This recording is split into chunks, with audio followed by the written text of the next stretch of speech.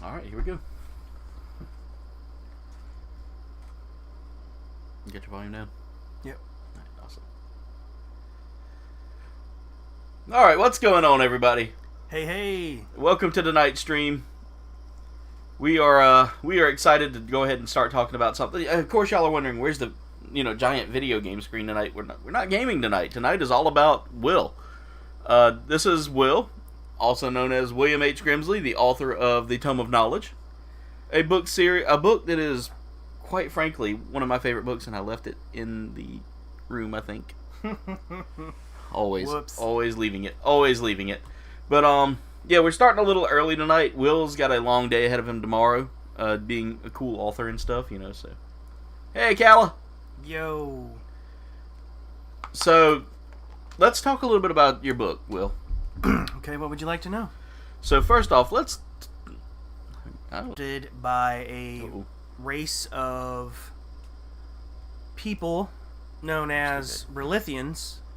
They are part ogre, part human.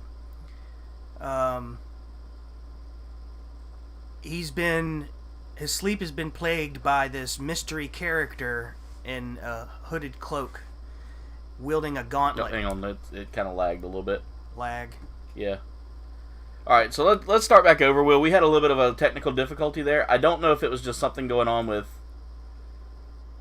I think we had a technical difficulty going on. So anyway, back to what you were talking about. Let's go ahead and start over again. Sorry. That's fine. You basically said that the main character is a Relithian? No, he's not a Relithian himself. He was adopted by the king of the Relithians. Okay.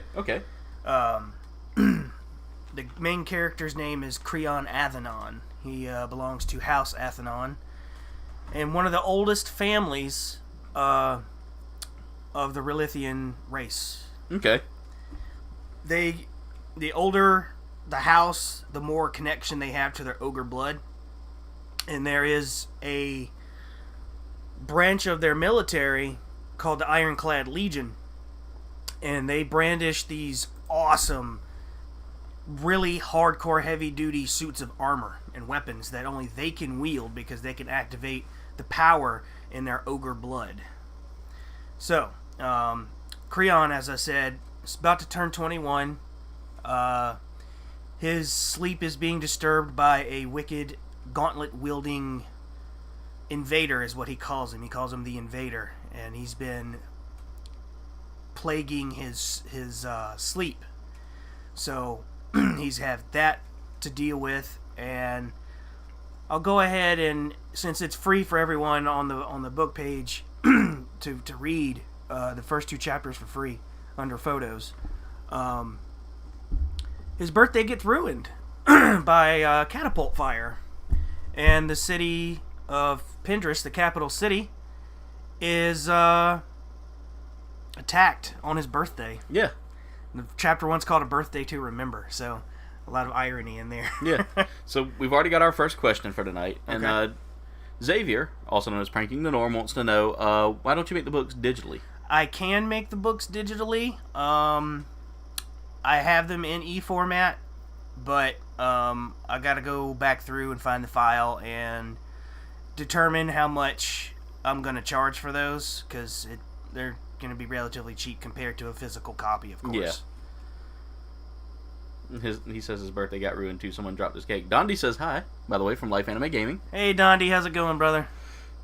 So, talk about blowing out candles for his birthday. Those are some explosive candles. They were. Guys, I'm going to tell you right now, I got the privilege of getting one of the first copies of the book. And unfortunately, I don't have it in here right now. I thought I brought it in here, but apparently I'm stupid and forgot. So, let me just say this, guys. I read the book in a week, and I normally do not read that fast. And I could not put the book down. It was really captivating. It was really a fantastic read, dude. You wrote... Hey, Emily. Hey, Emily. Do I get a 10% off coupon? We'll talk about coupons and stuff like that once we know a little more. Who knows? I may put in a little funding to help, get some coupons out there once we can talk about that. Jen, I do not it was with us yesterday, and I know it was in the car, and I know we brought it in. Did we put it? Check over there in that box real quick. Well, sorry, I hate to make you get up while you're being the one interviewed. Nope, not in there. Okay, Jen, it's probably in the room. It's probably in our room. Watch out for Tommy Wiseau. Yeah. Oh, hi, doggy. I didn't see you there. I didn't see you there. It's a great movie, by the way. But anyway, guys, the floor will be open up to questions here soon as well. But we want to kind of go through some interview stuff first. If you have questions, let us know. Would Will tell us from his mind? He probably read the book 1,000 times. He wrote the book, dude. So yeah, he had to reread it over and over again. So I'm a perfectionist. So yeah, I've read it several times. Thanks, Calla. But anyway, so who are your biggest inspirations as far as authors go? Well, of course, and this is just my opinion, any fantasy writer worth their salt should always tip their hat to the legend J.R.R. Tolkien. What's up, CB? Hey, Miss Regina. Hey, Miss Regina. We got Emily. We got everybody coming in now. Xavier, there is a part 2, and there's probably going to be a part 3 and a part 4. So there's a lot more content on the way. So, being one of his biggest supporters and being a friend of his has given me some perks to getting to see the sequel stuff. And I'm gonna tell you right now, Aaron is a hobbit. Yeah, I am a hobbit. I know. I'm 5 foot. He's part of the second breakfast club. Yes, I like second and third breakfasts. Thank you very much. I invented the third breakfast, by the way. But I will say this, that from what I'm reading now, I'm super excited. I'm a little, I don't want to spoil the book, but book 1 ended on such a cliffhanger. Yeah, it does. That I got mad at you, dude. I was about to drive all the way back home from visiting the in-laws. So here's what I'm not gonna do. I'm not gonna read one. I'm gonna buy a bundle of all the books. Then you'll be waiting a while then. Yeah. Jen, I'm almost nearly done with the second book, but it's got to go through editing and we already have the cover art squared away, so I will be right back, Will. I'm gonna go see if I can find a copy of the book. In the meantime, talk with your viewers here. Let them know. Okay. We'll let them know some things here in just a moment. Because apparently I forgot where I put your book. I meant to grab it today too. I totally blanked. Sorry. All right. Any questions you guys have? Any burning questions you'd like to know?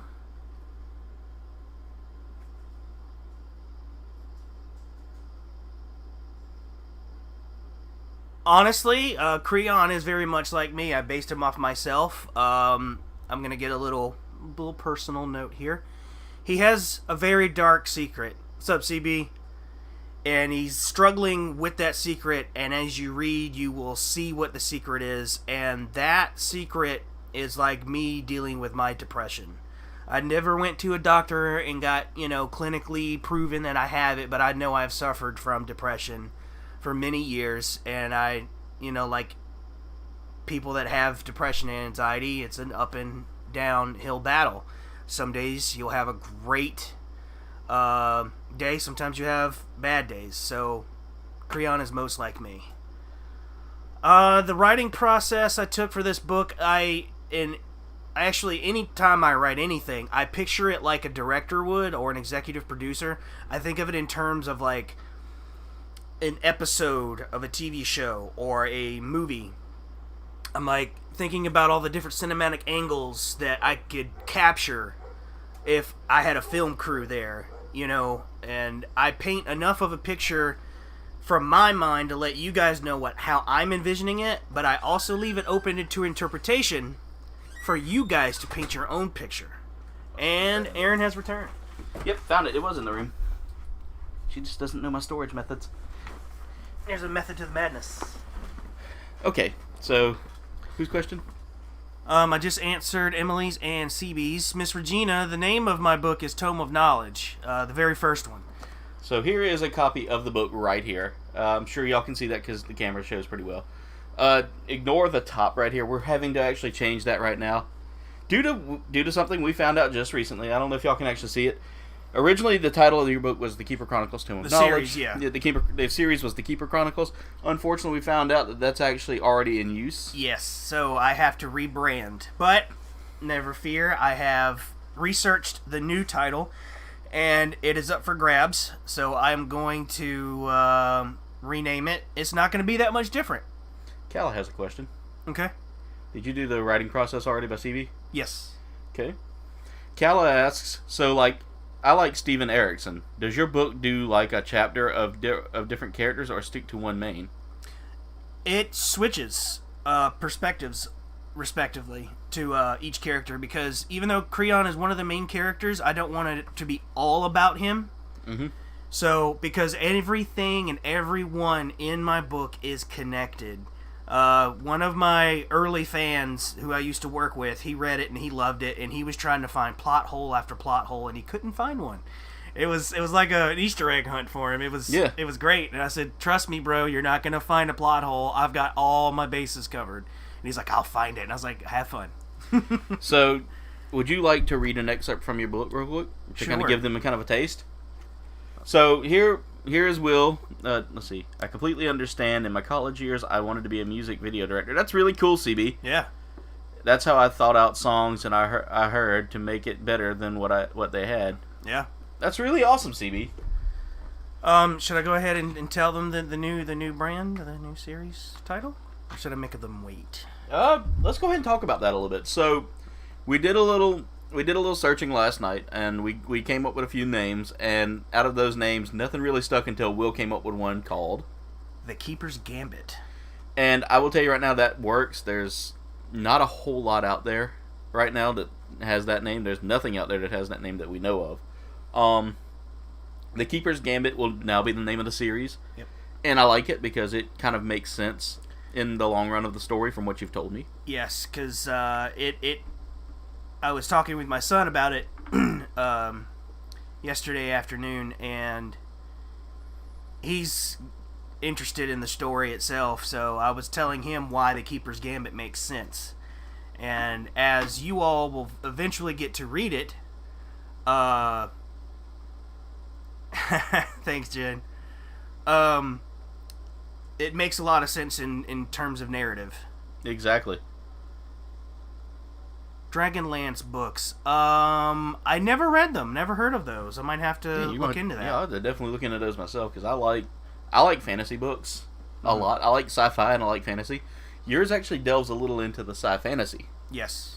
And I like that. I'm not going to spoil it. I do not want to spoil it, but there is one scene that really kind of made me go, ooh, there's a little techie stuff in here. I like that.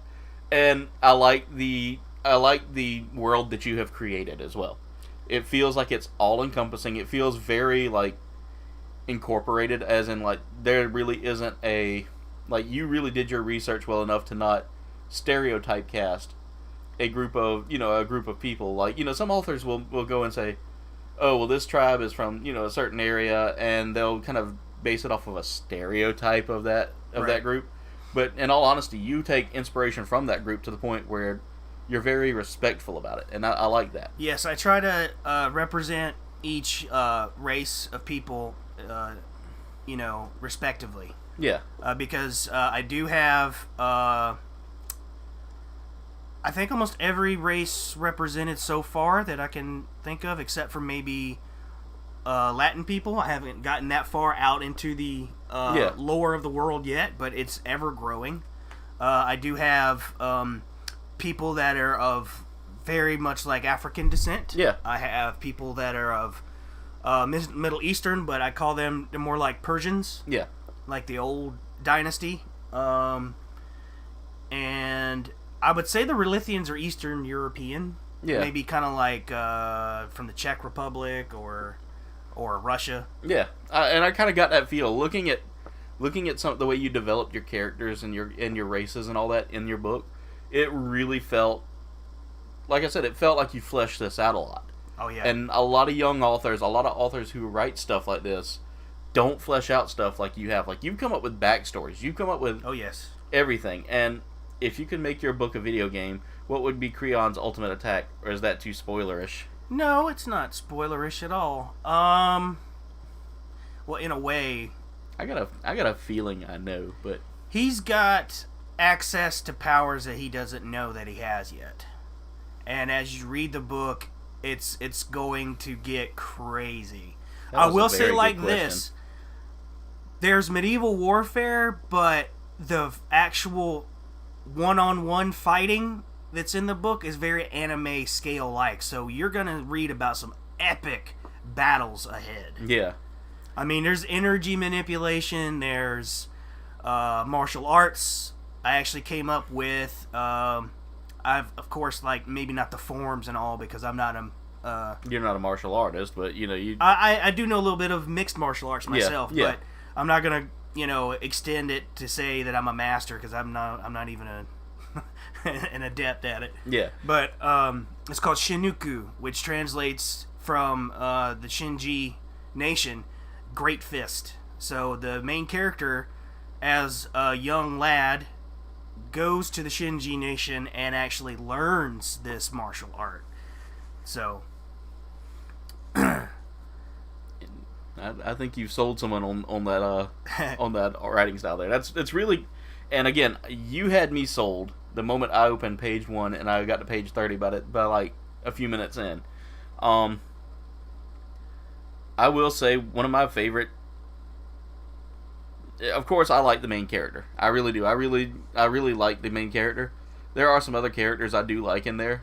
Yeah. Like, I do like some of the older guards in there that you do mention here and there, and that I like so much about your book, dude. There really wasn't anything that was favorite because it was all just.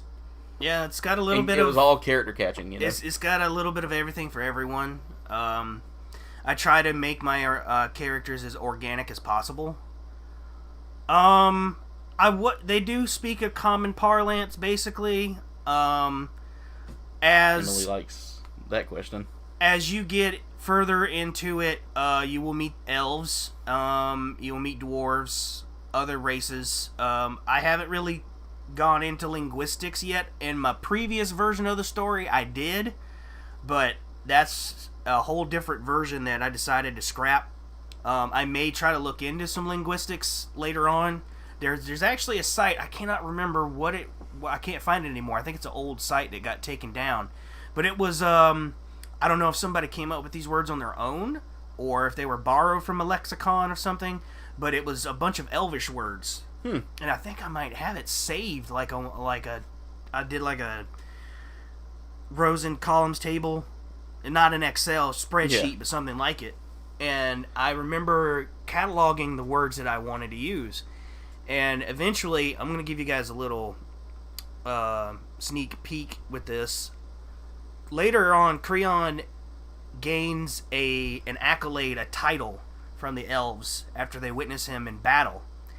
And they're going to call him Firavel, or Creon Firavel, which means dark sword in Elvish. So, and here's a fun fact. My gamer tag on PSN, PlayStation Network, is Creon Firavel. And I've had this same tag since PS3. So I've had this story in my heart since I was a kid. Yeah. And my dream is to be a New York Times bestseller one day. And I think you can make it, dude. I honestly do, with the way your book is written, with the way your writing style is. It's captivating. It doesn't bore me like some writers do. There are some writers that I can't stick with, but I hope there is a written language. I love that stuff. This is Emily. Yeah. So much fun to see that creative touch from authors. And you've been working on some building up things and doing stuff like that. I know you're working on that behind the scenes, and yeah, it's really cool. Jen's username is actually it was a translate your name to Elvish site. Yep. A lot of those Elvish sites kind of went the way when, Lord of the Rings kind of just went downward. Its popularity went downward. Yeah. As a new generation came in and Star Wars pumped out more movies and Harry Potter came to be. And oh, yeah. Still got your diehards out there, though. She says you can do it. Emily has a lot, and I've noticed you've gotten a lot of support from this community. This community is really standing behind you on this, and I love that. That's what I love about the community in general. Is this community of like-minded individuals has come together Yes. to really, not a cheesy fake one, but like a legit, let's see what your name means. Yeah. Creon is actually from ancient Greek mythology. There's a king named Creon, and that story always stuck with me. So I wanted to keep that name, and keep that name alive. I mean, it's from an old epic poem, I believe. Yeah. So it can't be copywritten because it's ancient. Yeah. You know. So, but I wanted to keep that kind of. That's how I wanted to keep myth from our world and put it in a new story. That's my way of saluting the writers of yore. Now, do you have a certain character that you absolutely just do not like? Is there anybody in your book that you've written that you're just waiting to kill off? Well, I know you can't spoil that. I know you cannot spoil that, but I will say that there are a couple of characters that I make pretty devious, but I also make sure that they have reasons and drives as to why they're doing the things they're doing. like I'll say one of the characters, and I don't want to go too far into it to spoil it, but during the John time, Joker, John welcome. Joker, what's going on? So during the time where they're in the Jade Empire, isn't that that is the correct term, right? Yeah. I want to make sure I'm using the correct term. But during that time, that one little just jerk that is there, I don't want to use names and all that because, again, I don't want to spoil. But the one that's actually kind of influenced a little bit by negative energy. You know what I'm talking about. Basically, I think I know what you're talking about. Yeah, the two students, basically the other student from the friend of Creon. Yeah, that dude, I hated him so much, dude. I know you're talking about. He made me so mad. I was ready to reach in the book and just pull him out, dude. You will be amazed at his redemption. I'm just gonna tell you that. I'm gonna tell you that. It's gonna blow your mind. That part right there alone had me so mad with him when he does that one just betrayal scene. Yeah, probably at the end of chapter 5. Probably. Okay, Miss Regina. The thing is, since my previous series title has been taken, I believe my Kickstarter was declined.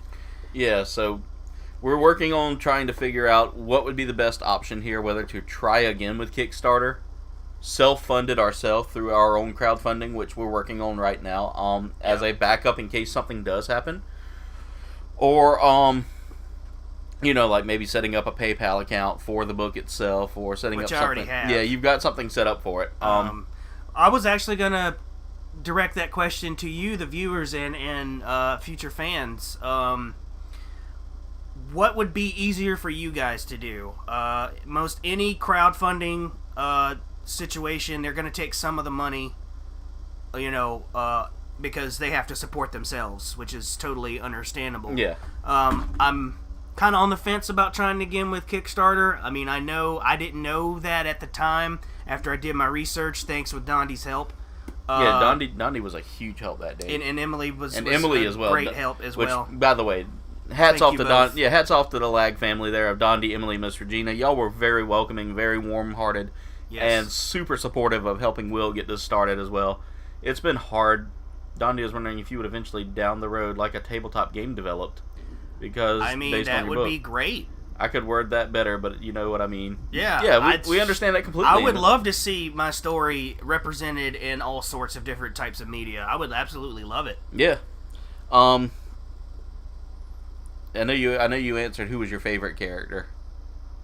I think Miss Regina or Emily asked that. No, she asked which one is more like myself, and I would have to say Creon, the main character. Yeah.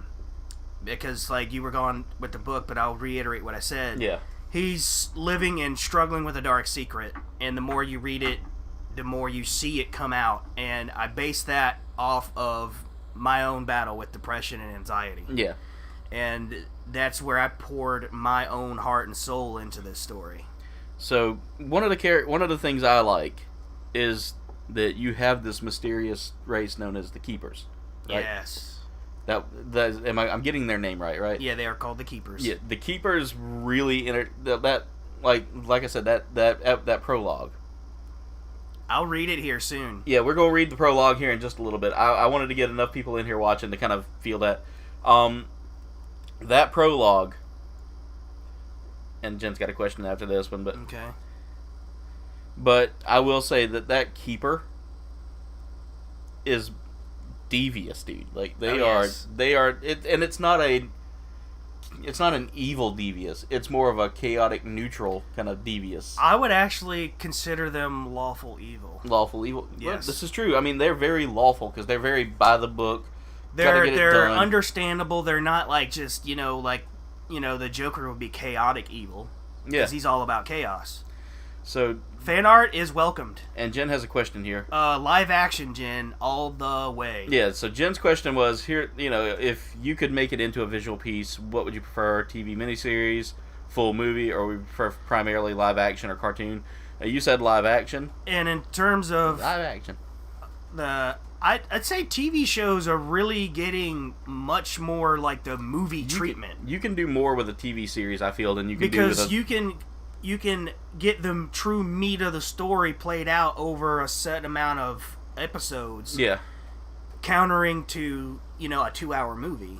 Emily also Emily's question was also another great question here about how do you feel about fan art. You're more than welcoming of fan art. Oh yes, I would love to see some fan In fact, I want to throw out a name that's. Is it okay to throw out the name of who was going to help you out with some? Of course. Yeah. So our good friend Magical Nico Notes is a wonderful artist, just terrific artist all around. I have her commissioned for 5 characters to make some prints for me for the campaign to get books printed. Yeah, and we're. And we'll make sure that she gets the credit due where credit's due, because I mean she's had that happen before where someone commissioned her and really messed her over. But we're not, we respect her enough not to, she's definitely gonna get like blasted, but in a good way. Yeah, all over her work because she deserves it. So I know you're working on this series. Are there any other series you've thought about? Yes, I actually have started. I haven't really. I wrote down some details on another story. And I've seen this idea online somewhere, but I don't think there's a story made yet about it. But it's an idea that just came to me because of my own lucid dreaming that I have sometimes. I don't dream often, but when I do, it feels so real. And I've gone back to the same places I've dreamt about before, and I've dreamt about like different realities. Like I would have people that I know that are around me, like my family, but our house is in a different place, in a different town, a different city, a different state. And that's really crazy, dude. Yeah, so I had the idea that when we sleep and when we dream, we actually visit alternate realities, alternate timelines. That I've heard is quite possibly, a scientific reality. John Joker was in here just a minute ago. Hey, John Joker, if we forgot to say it, I think you mentioned him. Yeah, I said hello. But we've had, I feel really, really... I fell in love with your book, dude. Like, when you gave it to me, I had all intentions of reading it that day that you gave it to me, and life got in the way. But I took a vacation, and you can, Jen is never going to let you live that down. Jen does not let me live that down, of course. It's automatically just... So who would be the best in channel that would not cost much to have your book through? That's a good question, Miss Regina. I don't know how much Kickstarter takes out of it. I know if I do PayPal, they only charge me a percentage of how much money I transfer to my bank account. John Joker says he wants to purchase his already. So, John Joker, we're working on getting everything squared away so that people can make purchases. Yes, ignored me all week. Stop, Jen. John Joker wants to know, how to purchase. Right now, we're working on trying to get some things fixed. Since the main character is based on yourself, are there any other characters based on friends or people in your life? Good question there, Huckleberry Sweetheart. I've based some other characters lightly off of family and friends. I didn't want to, In case y'all are wondering, I'm the dragon. No, not really. I will say, in my second book, I have honored Aaron's parents and their characters in a part of the book, and so are both of my grandfathers. That's really awesome, dude. Thank you by the way for that. Of course, yeah. But in terms of an exact translation of, like, let's say Aaron in my book. There's no exact Aaron in my book. Yeah, I'm the dragon, so. You're Raziel? I'm Raziel the dragon. Yo, I wanted a copy last week. LOL. Well, I mean, if we can get enough support, I was thinking about just going ahead with the tier system that Kickstarter has, but do it myself.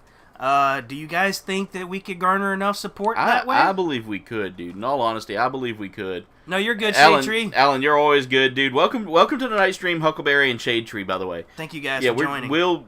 I'm all about shouting out my viewers, so that's one of the things. No spoilers, haha.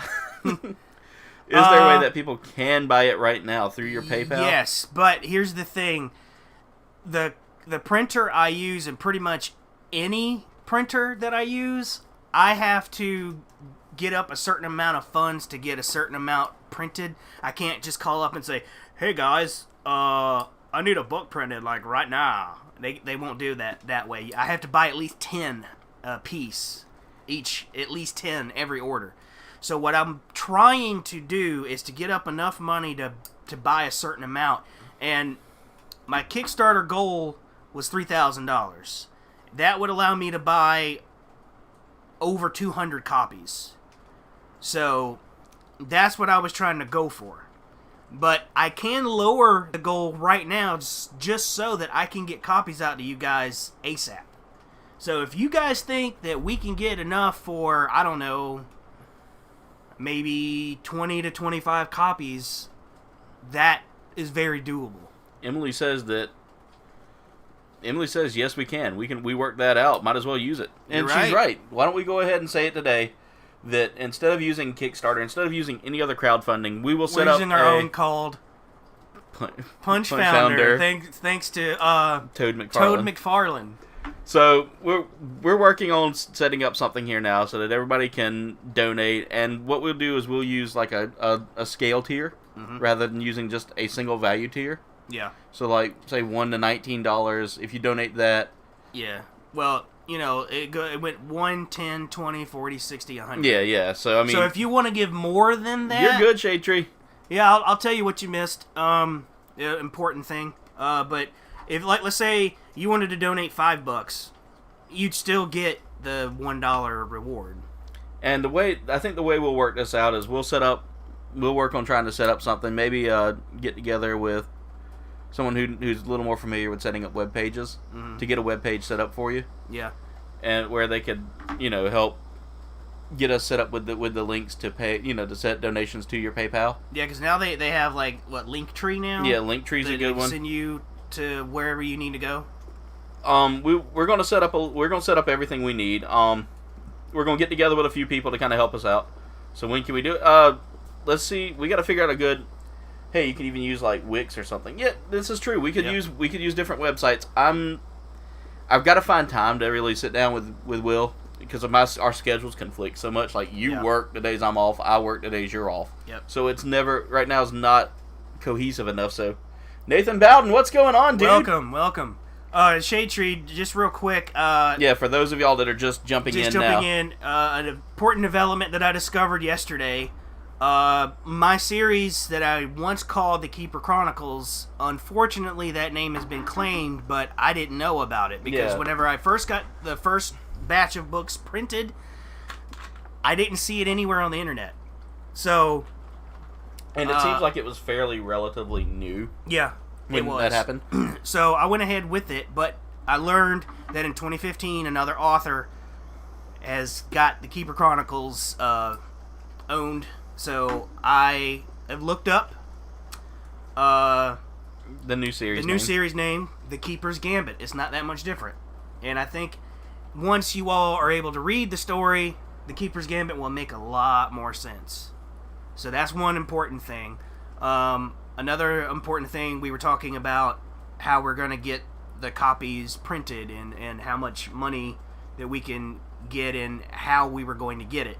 So we were going to use Kickstarter's format, and they declined my project because I guess of the copyright infringement endangerment there. So I do have a PayPal on the page that so many of you have already liked, which I appreciate that so much. Yeah, we appreciate everybody that's come out to support. Later on, we're going to end up changing the book page to the Keeper's Gambit, official probably. Yeah. That way, if there is another like Keeper's Gambit page that's not a book series, yeah, people will know exactly that it's this Keeper's Gambit and not someone else's. So, if you want to go ahead and donate to the PayPal, have you got a link for the PayPal? I'll pin it up. I'll pin it up at the top. Yeah, I can, or I can at least get the link to the page. All right, let's see if I can find it. All right. So right now I'm looking up the PayPal link to get y'all squared away. So if you want to donate tonight and help get the book, go ahead and get the process started with the funding. Give me 1 second. I will get that together and we will get y'all there. Let's see. I gotta look. Jen says she's got the link to the FB. Okay, so yeah, Jen, can you share the link to the Facebook page now? And it's on. All you have to do is click Shop Now, and it doesn't give you much. How to view this as a. Yeah, there you go. It's not gonna give you much details. All it's gonna say is, and I'm gonna have to go back and change that name, even though I misspelled it. Yeah. Well, we got to change it anyway. So. Yeah. Right. Yeah, the Keeper Chronicles. Let me see if I can't change it right now. On my phone here. I'll tell you what. I'll hold off on sharing the PayPal. Yeah, just. What email address do you use for the PayPal? I think it's my Gmail. What is Jen linking here? Oh. Yeah, I use my Gmail address. All right. So, if y'all would like to get the information there, I don't know if I'm gonna be able to change it. I don't know. Yeah, I can. Yeah. No, I don't think you can. I think that's your permanent nickname. Great. So what you can do is, would you like to? I mean, we could probably set up a different PayPal for it. Yeah, I could. I might email them. Yeah. And see if they can change. See if they can change the name. Yeah. We could just leave it because it's actually not the Keeper Chronicles because it's misspelled. So yeah. I'll keep it for right now. So right now we don't have an email address per se because I don't want to give out the email address that's on there. But we'll work on building like a profile for the book itself. Yeah. Oh, it goes to YouTube? Well, oh, what? That link right there. Oh, this page isn't available. Huh. I know why. Don't use that link itself, Jen. Where's my? Yeah, because it's still saying the Keeper Chronicles. Yeah, I know we fixed. Yeah, that's why. You're gonna have to do the new That's link. The PayPal link there. That's the PayPal link there. I'm gonna go ahead and remove that. Sorry, guys. Yeah, Jen, don't use that link. Don't use that link, Jen. Here's the new link for the book itself. There we go. Yep. I'm gonna pin this at the top. This is how you can get to the actual book link. If you have Facebook, go to Facebook. Go ahead and follow. There is a link to the PayPal to make a payment. All it is Shop Now. It just says Shop Now there. Okay. Cool. I've got it pinned at the top here. It's pinned at the top of the chat, so make sure that y'all head up to the top. In the meantime, we are working on rebranding everything, kind of redeveloping everything right now. So yep. We'll let you stay tuned to the page to find out more. But at this point in time, we were hoping for the Kickstarter to be available. We'd made an ad for it. We'd done all this hard work yesterday. Yeah. Only to find out within about an hour after filming the ad that they declined it. Declined it. We are working on building a Kickstarter-like page to help fund it. And all proceeds are going to the book. There's nothing going back to Will, to me, to anything like that. We're working on making this project successful so that Will's book has a bigger future than just sitting in my bedroom in a bag next to a Boba Fett action figure that Jen couldn't find. Thank you, Nathan. I appreciate that so much. Joker, I will get with you. And hey, TEW, what's going on? You could just send them the link to the actual PayPal. Yeah, Joker, I'll go ahead and post up the link to the PayPal itself as well. Yeah. So we could totally set up a Cash App for it too. Yeah, that's a good idea. Gotta find my video. There he goes. Joker, here's the link for the PayPal as well. Yeah, you won't be able to get your copy within like not even a week because to those who just joined us, I have to get up a certain amount of funds to order because they charge me by the book. Yeah, I have to get a minimum order. Also, now I'm going to have to buy an ISBN. For those who don't know what that is, it's a barcode and a unique number set aside just for that book, and no one else will be able to take that number. How much is a book? $20 is all I'm asking for a softback copy. And right now we're doing just softbacks, but once we get the crowdfunding goal of 3,000, what you said? Yeah, 3,000 was my goal, but that's for like 200 plus books. Someone call Peter Jackson. Yeah, that would be awesome. If not, I know a great director we can talk to right now. Toad McFarlane. He talked to me today. He wants to make your characters, but he said in his contract we have to put mushrooms on top of their heads. Right. I know that's not going to work for you, so No. I've already talked to Toady. I've already talked to Toady Mac. Okay. Of course, he was chewing on a mushroom at that point, so I am, once I get some copies made, I am going to send a copy to Netflix because they have been looking for new IPs to make series out of. So, you never know. Yeah. Your boy could blow up. So if someone donates $20, they will eventually get a copy. If they donate less tonight, then what? Well, it depends. Like, the $20 tier would get them a book automatically, plus some other rewards and all the rewards below. Because I'm still wanting to go through with making the oh Lord, I can't remember the word. It's bookmark. Yeah. It would be CB. Bookmarks, and there's other rewards that you would get. The book, TEW, is about a young prince. His name is Creon Athenon, and he doesn't know his race. He was just adopted by this Ralithian king, and Ralithians are part ogre, part human. So that right there, that's already a spin on an already known race. And ogres in my book, they have layers, yes, like Shrek, but they're not like Shrek. And they're not morons either, like they're normally depicted. They're like depicted as big bumbling idiots. Yeah. Henry Cavill as Creon. Wow. I would be beyond honored, man. That would like make my life complete. But the ogres in my story are actually very intelligent. They have their own settlement. How much do I need to put on PayPal? Well, if you just want... Should we tell them the ideas we had for the tiers? Yeah, let's go ahead and list the tiers again. Okay. $1 tier. TW likes your plot. Thank you. And that's not even the whole plot either. There's so much to that book, guys, and I'm telling you right now, once you pick it up, you're not going to be able to put it down. It's like crack. Yeah, and trust me, I'm not a person who normally reads a lot. Like, I get books all the time because it's alien books mostly. Yeah.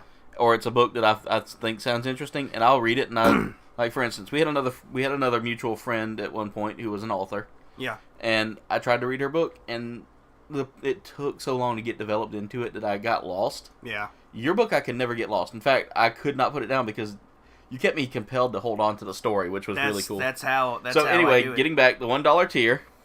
You get a thank you note from me. It doesn't get you a book, unfortunately, but it's still any support I get is felt, heartfelt, and appreciated. The $10 tier gets you. Okay, Ms. Regina. The $10 tier, you get a specialized I'm about bookmark. to cry because Mr. Gina said that. I'm about to cry. Gets you a Draconic Travel bookmark. It's going to feature art that I've done myself. I'm going to get with Emily and her contacts to try to get those made. And each tier that you go up is just like Kickstarters. You get, like, you say you donated $10. You get the bookmark and you'll get the thank you note. So each time you go up, you're going to get that tier and below. Thank you, Emily and Mr. Gina and Dondi. Seriously, I love seeing that y'all are out here supporting this man in his dream. Because we got so far with the first round of books. Yeah. And that day that you got him in. I remember you calling me, and you just sounded like you were about to cry. I was, man. I was on the verge of tears to see this in print, and to hold a physical copy in my hands. As y'all can see, you can kind of see the wear and tear here from where I held that book, fingers aloft like so. He held it tenderly, and just going through the book, reading page by page, afraid that I was going to miss something. Okay, so the $20 tier gets you a soft back copy of the book, and I'm trying to think what it was because I wrote them down earlier. $20 gets you a book, and you'll get the bookmark, thank you note, and there was something else. I could probably pull it up still on Kickstarter because the project's still in there. Yeah, pull it up on Let's pull up the Kickstarter page itself. Let's do that. If they haven't deleted it already. Nah, they haven't yet because I appealed it. Remember? All right, let's see. Oh, that and hurt. There goes your phone. Yep. Okay. All right, here we go. Yes. $20 will grant you page status, and page in terms of the tiers of knighthood. Your name will be listed on my acknowledgments page. So basically, there's going to be a certain amount of levels of people that will be acknowledged in the actual book itself. Your name will be there, and you will be thanked for your contributions, and everybody who reads the book will see your name there. And guys, we're going to be doing, if Will wants to, once we can kind of figure out a day, we're going to be doing another Friday night drive, where we will be trying to raise funds for your book. I would say probably, if we haven't raised it by June, we'll do it like the first Friday in June, if that works for you. Yeah. Let's see what day that is. Okay, Huckleberry. There is some romantic tension. Sorry, I didn't mean to. It's all good. That would be June 4th. So we'll make an announcement once we're getting closer. Crayon is actually, as you read, you can go to my page and read the first 2 chapters for free. They're in the photos. They're actually screenshots of my ebook that I have. Crayon is actually put into, or they have an arranged marriage to where he's supposed to be marrying another country's princess. But he kind of finds out about it at his birthday party, and he's not too happy about it because they didn't consult with him about it at all. Jen, we will send you the link for the Kickstarter. And then, alright, $40 tier, which is the Squire status. You'll get a personalized signature from me. I'm going to sign every copy, but for these tier guys, the Squires, they're going to get, for instance, Aaron, I really appreciate your support, and I'll try to come up with something that's personalized for that person. You want to know, does he do this as sending as a friend or buying an item? I really don't know. However you want to do it, either way works. We'll keep an eye on how much you spent, and we'll write it down so we know who paid what right now. Okay, $60 tier is lieutenant status. In addition to all the lower tiers, just like I said before, you're gonna get all those other rewards from that tier and down. When you get to lieutenant status, this is where Magical Nico notes his hard-earned work will come into play. You will receive 1 of 3 characters of special edition print. It'll be chosen at random. And also, know that you're a can of epic sauce. Thank you, Dondi and Emily, for helping Yeah, out with that, because thanks. I don't use PayPal enough anymore. I'm using Cash App just because it's just super easier for me. And then lastly but not least, the highest tier that you can achieve is Knight Captain, which is $100. If you donate $100, you'll get signed prints of Creon and his dragon companion. 2 prints, guys. And a hardcover copy is what I'm going for. They are a little bit more expensive, but I really want this to come true because I have new art that's going to be on the hardcovers, and I'm excited to show that to you.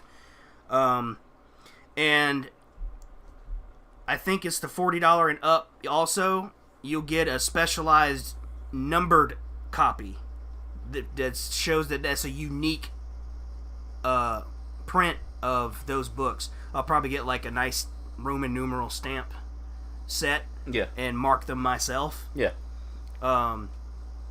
So that way, thank you, John Joker. Okay. I'm going to bump up that tier. I just got notifications on my phone. John Joker, thank you so much for that donation already. Yeah, you guys are humbling me in so many ways. I'm going to try not to cry on camera. No, let's make him cry tonight, guys. I want to see some tears. I want to see some man tears. So, I wanted to read the back of my book for those who want to know a little bit more. TEW, if you're still in here.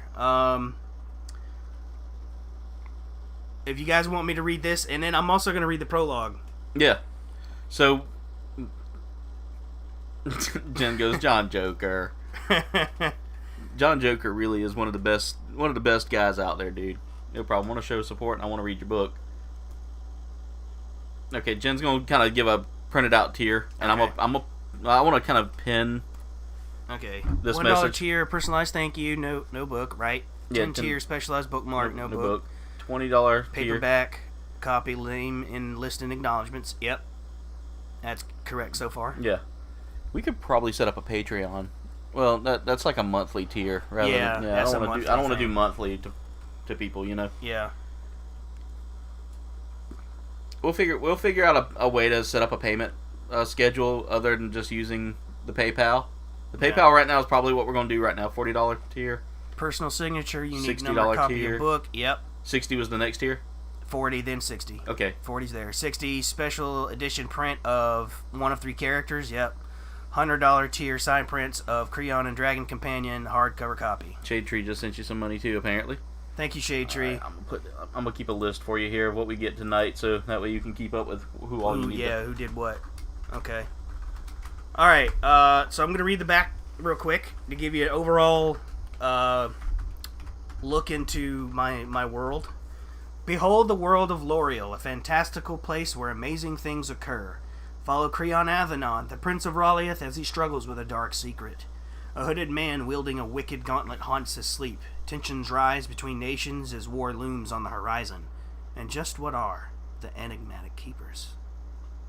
Alright, so let's go ahead and get to the prologue here, because I think they really deserve this. Yeah, so for those of you that are watching now, you're going to get to read. You're actually going to get the prologue here, which is also free to read on It's free to read on the Facebook. We're going to set up. We're probably going to need to set up a couple more social medias for those that don't have Facebook, so that they can have access to it. Like John Joker, for instance, said he doesn't do Facebook. He does. He's on Instagram. He's on Instagram. Instagram would be good. You could set up pictures of the you can set up the pictures. I tried to take some pictures of those the same way, but Instagram crops them weird, so it took out like pieces of the page. That's okay. You can leave it kind of blank so that they have to like buy the book to read the actual. True. To read the full pages. So let's and thank you again, John Joker and Alan, and I know Miss Regina said that she's going to donate as well. Yep. So thank y'all so far for getting this started. Y'all are super awesome. Again, Will had a campaign. Will had an original, like, just to get it out there moment, but we're going to go ahead and get started with the prologue. And what's the name of the prologue? Prologue is entitled The Council. The tension was so thick in the great room that it could be cut with a knife. The keeper's arrival was imminent. A large single door hissed open and receded into its slot within the wall. A group of several figures entered the large and round room in a rank-and-file manner. Men and women, clad in flowing hooded robes, hurriedly gathered around the arc of a circular table whose center was hollow. Worry claimed their hearts, for they knew ill tidings were synonymous with the coming of the keepers. The fear was evident in many forms, shuddering of breath, nervous tapping of fingers, and the constant twitching of heads, desperate to find something distracting enough to focus upon or observed. The gentle but low glow from the room's lighting provided no comfort, casting long shadows across the space. Panic reared its horrid head. "How long must we wait? Do any of you understand why we're here?" One hooded man asked at length, his throat corded with fright. "No one knows for certain, but speculation has reached my ears. As I am sure you've heard the rumors, one of us have..." A woman whose voice strained from breaking began to answer. Her words were cut off by a sudden occurrence. Within the hollow of a table, a visible ripple like that of a pebble striking a puddle spread vertically in the air. An unseen force pulled harshly at everything, drawing all toward the ripple. The adverse effect occurred immediately afterward. The force jettisoned everything away from its source. Those gathered braced themselves, but some nearly lost their grip and were buffeted by a jarring sensation. The room grew deathly silent. Then, a literal rip in the air appeared, precise and ever-growing. A dark and seemingly formless hand slowly grasped from within the rip. A terrifying yet wondrous form emerged. Glimmering points of light twinkled inside the tear as the creature manifested. A peculiar humming sound reverberated throughout the room as the tear closed. The group's fear rose to near shock as they beheld the Keeper. Its overall form resembled a man's frame, but looked more like a living shadow. Features such as hair, eyes, a nose, and mouth were easily visible despite its inexplicable composition. At times its body seemed to flicker and fluctuate like a campfire. Closer examination of the body revealed a resemblance to smoke. 2 horns curved along its scalp and wings, similar to a dragon, slowly unfurled from its shoulders. Its eyes and mouth, when open, shone like bright white starlight. Hey, Albert. Thank you, Emily and Dondi. Thank you, guys. "There is one among you, one who has broken a most sacred law. This defiance of obedience shall not be tolerated. Come forward now, and your punishment shall not be as severe," the Keeper decreed, slowly. Its voice was deep, monotone, and emotionless. "What if no one comes forward, my lord?" a woman asked carefully. "I am no lord," the Keeper growled. It turned its gaze toward the woman. Before she could even complete her thought to reply, an unseen force collided with her, sending her reeling violently into the far wall. Her body lay crumpled where it fell. Dread rose swiftly across the room. "I mean no disrespect, Keeper, but I am also curious. I believe she worried of our fates. Those of us who are innocent," a brave spokesman addressed carefully. He met the Keeper's unwavering gaze and awaited a reply. The others cringed when the Keeper shifted to answer. "If there are indeed those who have no knowledge of or share no affiliation with the guilty, then you have but one choice. Abdicate your station and power, or cease to be," the Keeper retorted stonily. "You would destroy us all to find the one responsible?" the spokesman queried further. The rest of the table's occupants flinched once more as the Keeper drew closer. "Corruption has corroded this place. It is far too late for absolution. It must be cleansed. I offer you your lives. Mercy is a boon we rarely bequeath. If you wish to prove your innocence, then do so by relinquishing your power here," the Keeper stated. It scanned the room and most cowered when its gaze fell upon them. The brave one waited a moment before resuming. "I believe I speak for us all, but we shall abdicate. Will you allow us to choose where we desire to go?" The Keeper loomed there, contemplating the request. The silence became quite uncomfortable. Then it finally spoke.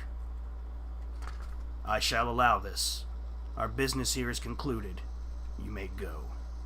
Most of the group scurried toward the exit, save for the 2 who remained at either arc of the table. Few approached the motionless body near the wall, but the one furthest away from the Keeper assured he'd see to her body. The room fell silent once more. All that remained were the Keeper, the spokesman, and the one across from them. "Is there something you wish to discuss further?" the Keeper queried. "Can we trust your word, Keeper?" the man furthest away brazenly asked. "I could end you here and now if you so desire it," the Keeper challenged. "Of that I have no doubt. But no, I don't want to die just yet, the Brazen One replied calmly as he made his way toward the fallen woman. The Keeper made a sound similar to a grunted scoff and opened another tear in the air. We shall meet again, the Keeper warned as it entered the rift and vanished. The brave spokesman turned his attention to the Brazen One. He watched the Brazen One collect their fallen comrade from the floor. He sighed, thinking about the harsh way she died, in a very undignified way. He called to the Brazen Man as the door hissed open.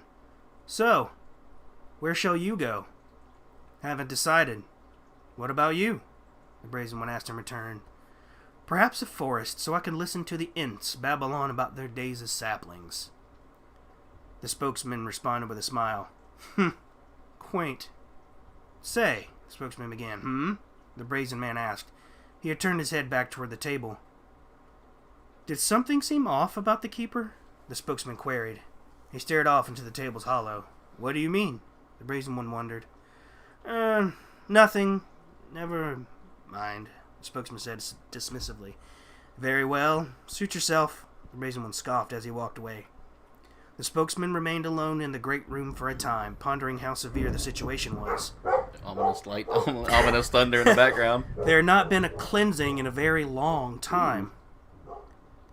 Hey, we're getting a little bit of a stream raid, looks like. What's going on, guys? Hey, guys. We got Sleeping Ewok, 1000th Ghost. What sacred law did Tina the culprit Lynn. break? G-Force is here? Wow. Why was it committed? Who did it and to what end? Many more questions followed, and all the while he continued to leer at the area where the Keeper had been.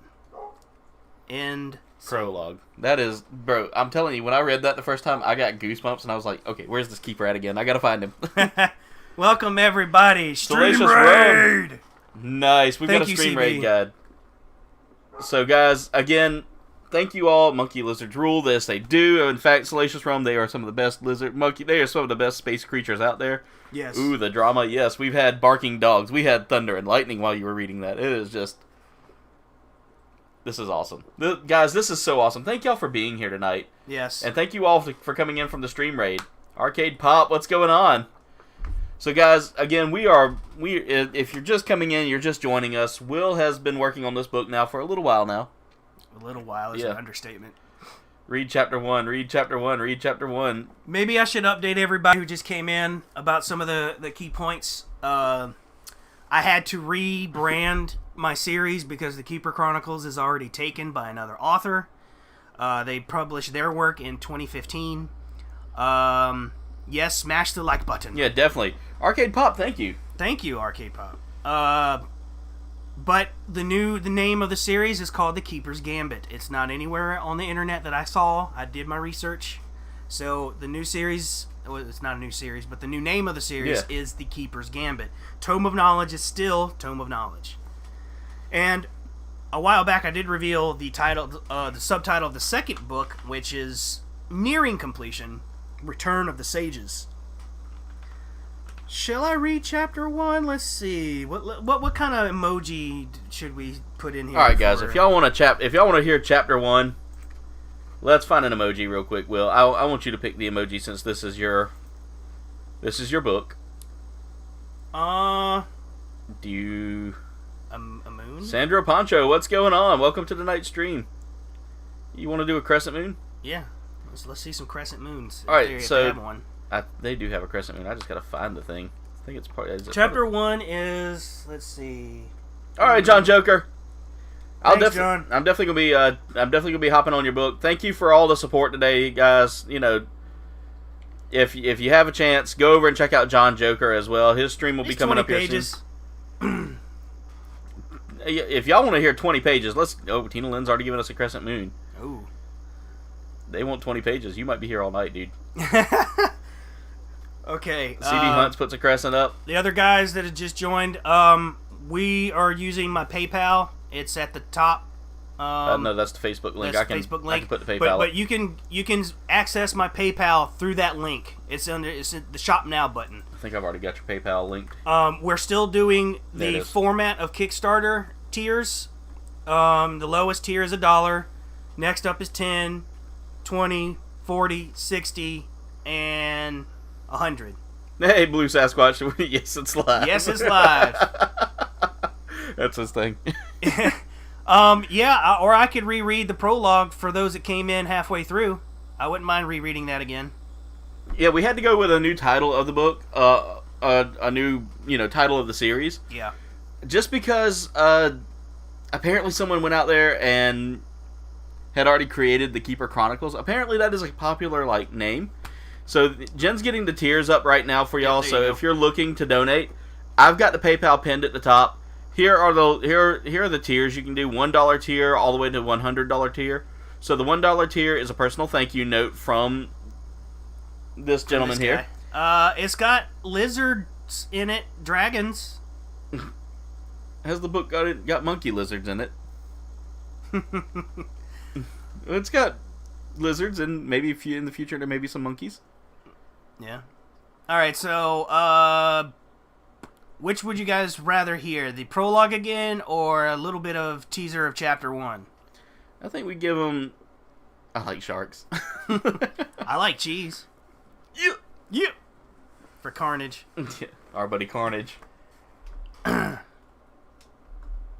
So by the way, we were 5 away from 450. The Kickstarter was declined. Toy Slammer, what's up? Because I think of the copyright endangerment of infringement.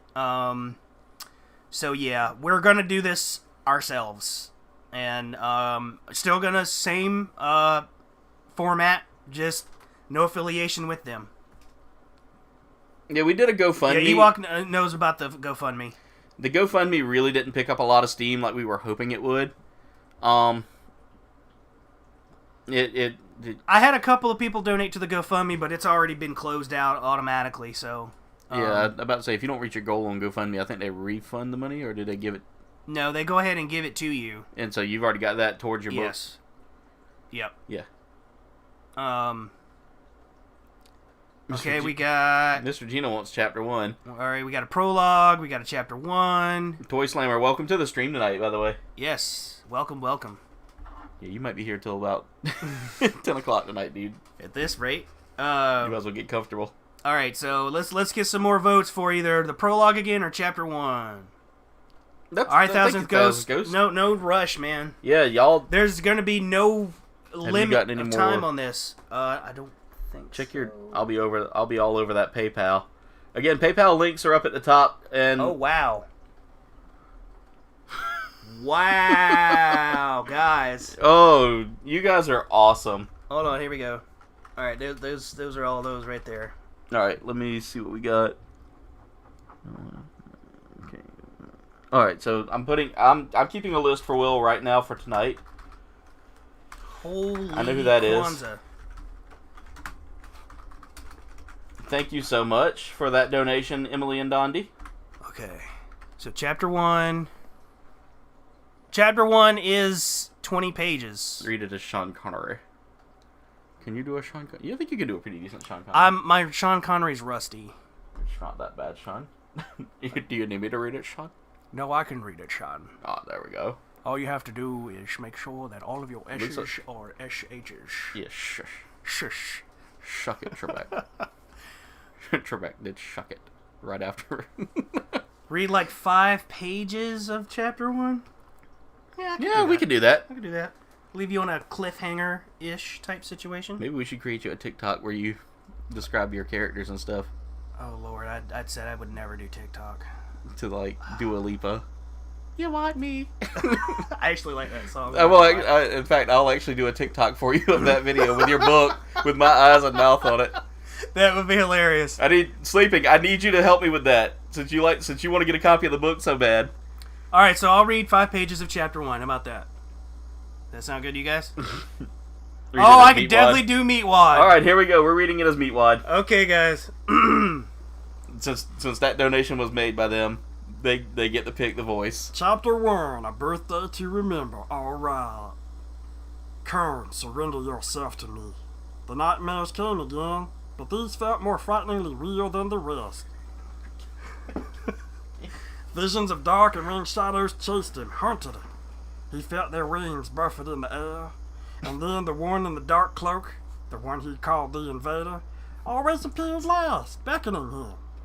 He always saw the Invader reaching for him with the hand clad in a dark gauntlet the very moment he broke before he woke covered in I cold think sweat. I think you're drawing in viewers with the voice. That night proved to be no different. It's pretty crazy, ain't it, y'all? Okay. Creon, Prince of Raleigh the sole heir to the throne, rose from his bed with a I start. wish I had a cardboard box right now. I'd put it on and be Boxy Brown for you. Boxy Brown. Yeah. Shoot, son. Damn, son. That's crazy.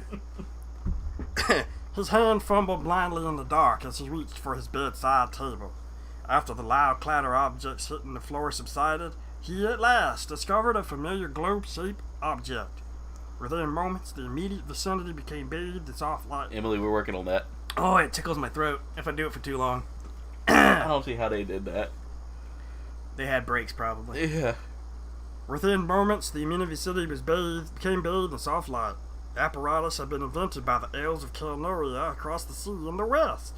The elves called them Laffy. Many have attempted to discern their function, but only the fair folk knew their secret. Creon heard a shuffling in the distant corner, followed by a low grumble. It was his trusted dragon companion. Is the voice throwing you guys off? Because I could stop and read it seriously so you could actually get the meat of the story here. And Emily, yes, Toad McFarlane's working on a review right now. Oh snap! I can't wait to see that. Yeah. So keep going with more. Read it as Abraham Lincoln, who is also eating a popsicle. Side note, he's not wearing shoes. Well, I'm wearing flip flops. Does that count? 4 and so, oh my god. God, my that teeth. would be hard to do that. Oh my god, this is amazing. As Abe Lincoln. So keep going with Meatwad, or If only I could do a good Carl. I am getting the Meatwad of the story. That is great, Ghost. That's a Ghost. I think you're getting a signed copy regardless because of that. Please do my voice. Please do your voice. Okay, Miss Regina wants nothing to do else with nothing else to do Nothing with else to do Meatwad. with Meatwad. I'm loving the Meatwad. I'm over here like my eyes are burning from laughing so hard. Okay, so I'm Babushka wants my voice, so we're gonna do that. Toy Slammer's also dying laughing right now. I think everybody's enjoying this, dude. We need to do more comedy reading hours. Yeah, we do. Okay, I'm should sorry. read it- You should read it as Mr. Herbert. Oh God. No, I think that would kill people even worse. Up to you. Emily says up to you. I think Herbert would be good. I'll do one line of Mr. Herbert. I'm sorry, Raziel. He apologized sleepily. Is that good? Yeah, I wish we'd have thought about this sooner. I'd have had you do the keeper as Mr. Herbert. Oh my God. That would have been so bad. Oh my god. Okay. Another nightmare? The dragon asked worriedly. Raziel could not speak as others had, but he used his expansive and vast mind to communicate. He could focus his intent onto one or many individuals, and his thoughts could be heard as if they were spoken words. Basically, he speaks telepathically. See, I figured no one caught the story.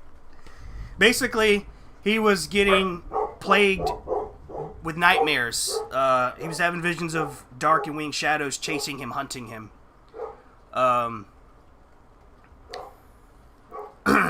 Okay.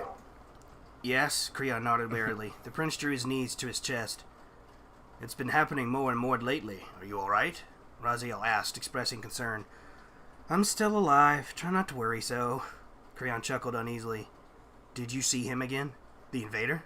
Raziel asked, clearly worried. Creon nodded in response. Keep an eye on this. The dragon rose to all fours and stretched slowly. He approached Creon's bedside, and his concern grew. Or not, I don't understand my feelings. The prince looked pale and sickly, as if afflicted by some ailment. Creon smiled weakly and placed his hand upon Raziel's snout. The dragon's scales, dark as shadow in the night, reacted to the contact. Creon trembled with every breath. Are you certain you're all right? I need to hunt, you see. Raziel pressed. Creon smiled weakly but urged the dragon to go. The dragon begrudgingly nodded and crossed the large room they shared. He unfastened a heavy clasp on a set of doors and unfurled his folded wings. A small gust traveled throughout the room as the dragon launched from the floor. Creon sighed slowly as he placed his head onto the pillow. He remained motionless for quite some time, attempting to fall asleep once more. He drew in a deep breath and exhaled as the images from the nightmares appeared again and again in his head. He wondered why he was being tormented by those hellish phantasms. Were they perhaps foreboding warnings or just mere nightmares? He decided they couldn't be readily dismissed as simple dreams, for he had truly felt the ill intent of the ghoulish fiends as they haunted his slumber. Moonlight from 3 moons washed the far side of the room in pearlescent light. Although the hour was late, sounds of the nightlife drifted up to the castle. Creon believed the view of the city from the balcony would prove to be a fine distraction, and so he rose from his bed slowly, taking gradual steps until he reached the balcony. His eyes darted to and fro as he searched for anything interesting. The overall landscape was breathtaking. While most slept, the city and many of its denizens had not. That Meatwad voice just missed you up there for a second, didn't it? Yeah. Below him, the city sprawled far and wide. People had called it the Jewel of Raleigh, and rightly so, for at night it glimmered due to the stone used to construct the majority of the city reflecting the moonlight. It glowed like a refined and polished gem. Pendris, capital city and heart of the Ralithian Empire, was built on and around Lake Tyrian. Terraces, arches, and bridges provided easy and unrestricted travel through the various districts. Battlements paired with parapets served as watchtowers along the walls surrounding the entire expanse. After a few uneventful moments, Creon had caught the sight of movement in the nearby market district. 2 guards were escorting old man Seamus home again after a drunken night at the Round Lady. He chuckled to himself, for he heard Seamus singing a playful shanty from the old drunkard's seafaring days. He had laughed a bit harder when the guards joined him in song as they helped Seamus along. Then something else drew his attention away from the motley trio. He had noticed Silius Thane, knight captain of the city and royal guard. He and Silius had befriended one another many years ago, and looked to one another as brothers.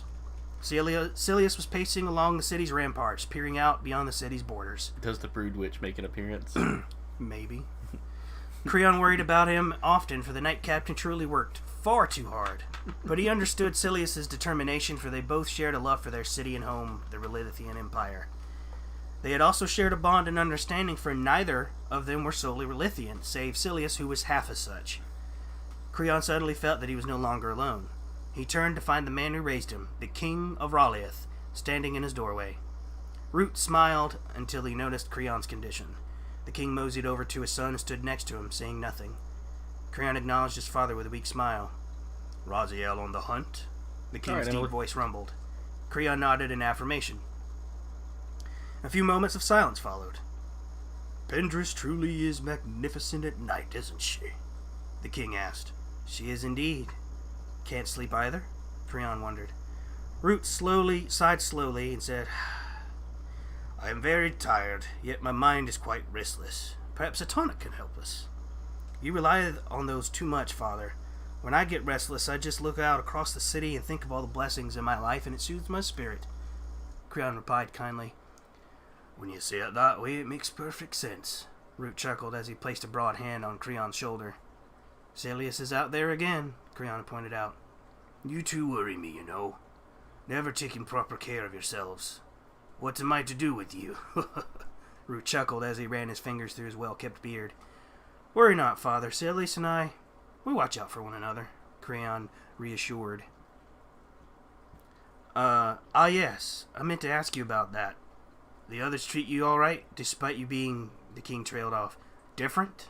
Not Ralithian?" said Creon with a slight edge in his tone. "We get along, although I do notice things from time to time. I don't allow it to bother me. Can't speak for Silius, though." Root cleared his throat before he spoke again. "Well, that's good. But do try to get some sleep, yeah? Don't want you nodding off when talking to our guests on your name day tomorrow, do we?" the king asked playfully. And that right there is the 5th page mark, guys. Yep, so that was 5 pages worth of reading right there. Hope you guys enjoyed that. Mr. Gina said, "Don't put words in Will's mouth, Dondi." Okay. Alright, so nothing new on the... Not yet. So yeah, that's a little sample there. Guys, I'm telling you, when you read this, you're not going to put it down. Like, I'm wanting him to keep going. Like, I don't want him to stop, because now I'm hearing the voices again that I heard in my head. Yep. Including the Meatwad Dragon. Yeah, Raziel in the house, y'all. The Blue Eyes Meat Dragon. Kitten saved, but you're soaked. Oh no. Yeah, it's pouring out there. And poor G-Force had one of his comments accidentally stepped on by Sleeping's little girl. Yeah, if you don't have Facebook, we're working on setting up the Instagram. We're working on setting up a couple of other ways to check it out. Yep. We will be working on, and I'm going to try to get some time in to work on building you a website as well. And if I can't, I'll find someone that can help us. Pro bono, until we can get... I actually was training to learn how to do that years ago. And, I mean, there are websites to make it super simple, so that way you don't have to do all that, but... oh, that womps. But, I will say, this has been... I'm glad to see that you're getting the support you deserve, because... Yeah, man. This book has really been something you've worked, tirelessly on. There were nights that I would be like, hey, let's game, and you'd be like, bro, I gotta get this chapter done. Yeah, because... Okay, so Jen has a question. If you made it a movie, who would be your dream actors, actresses to play your main characters? So let's start with, say, who would you get to play Creon? That is a good question. I won't lie. I remember seeing Jason Momoa in Conan years ago when he was a little skinnier before he bulked up. I said that he would make a good Creon, I think. But now that he's all bulky and beastly... Tina Lynn, that's a no. But... I saw that question. I was like, I'm nipping that now. I've thought about that, and I can't really... Creon's a hard one for me. I would have to literally be able to see... I would say, in my opinion, with Creon being... I didn't envision him as being, super jacked. No, and Jason Momoa is really jacked. Yeah. So. He's muscular, but he's lean. Yeah, and I like that. No holds barred, no money limit. For me, I saw, and I know it's your book, so I'm giving you my perspective. Right. But who would you pick as Root? Root would be... I had an idea for him, but I forgot the actor. Jason Statham? No. Right. No. No, That movie Cranked messed with me. I think Jeremy Irons would be a good Root. He recently played Alfred in, You're right. And he's got that voice. Yeah. I like Jeremy Irons' voice. He would be a good one. Alive or dead actresses even. Let's stick with alive, because I think I can visualize it better when they're alive rather than trying to CGI them in my head. Yeah, Jurassic. Welcome. All right. Thank you, Dondi. Awesome, Dondi. We'll get with you. It might be good for you and him to get together and talk about it. That way you can kind of give him your ideas. Yeah. Let's see. Thank you, CB. Wow, we got 17 people. Jurassic, right I got to now. shoot you a message at some point on Instagram, and I'll talk with you on Instagram about your winning. I just want to make sure that it's okay to ship it to you. Let's see. I don't know too many. Because Queen Panala, she's actually from Perthia. Which is that Persian... Yeah, so I don't know too many actresses of that. I would say... And I would like to stick to the actual race of actors. There are some really... Jeremy Irons, he just has that charm about him. And he's got that ability to deepen his voice. And seeing him with a full beard, because he was in the film adaptation of another book series, Aragon. If you guys remember that series, I loved Paolini's work, still do. But yeah, I think Jeremy Irons would be a good pick for him. I didn't know that. Sorry, I'm looking at possible options there. Yeah.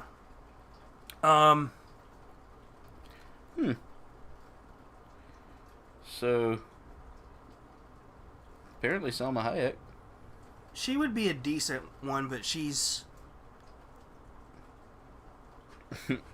definitely not Shakira. Shakira. Zoe Saldana. She would be good for another role, I think. I'm just looking at different names here.